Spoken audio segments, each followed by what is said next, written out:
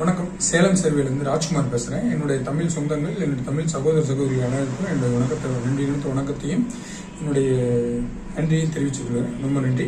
இன்னைக்கு நம்ம பாக்குறது நிறைய பேர்த்துக்கிட்ட ப்ராப்பர்ட்டியில வந்து எங்கிட்ட கவர்மெண்ட் ஸ்டோன் இருக்கு, இல்ல அங்க இருக்க ஸ்டோன் இருக்கு. இது எப்படி சார் நாங்க வந்து ஐடென்டிஃபை பண்றது? It's government stone R private stone, it's line stone அப்படின்னு சொல்றாங்க. ஸ்டோன் கல், அந்த கல்லை பேஸ் பண்ணி தான் நம்ம வந்து ரெஃபரன்ஸ்ல பவுண்டரிஸ் எல்லாம் பிக்ஸ் பண்றோம். அதுல நிறைய டைப்ஸ் ஆஃப் கல் இருக்கு. அதுல ஒரு 3 மட்டும் நம்ம பத்தி பார்க்க போறோம்.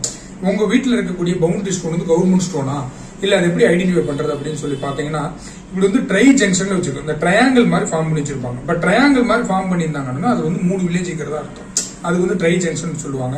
2 ஜங்ஷன் அப்படிங்கிறது இப்படி 2 கோடு, இந்த மாதிரி 2 கோடு போட்டு நடுவில் ஒரு டாட் வச்சிருப்பாங்க. அது வந்து 2 ஜங்ஷன் அப்படிங்கிறோம்.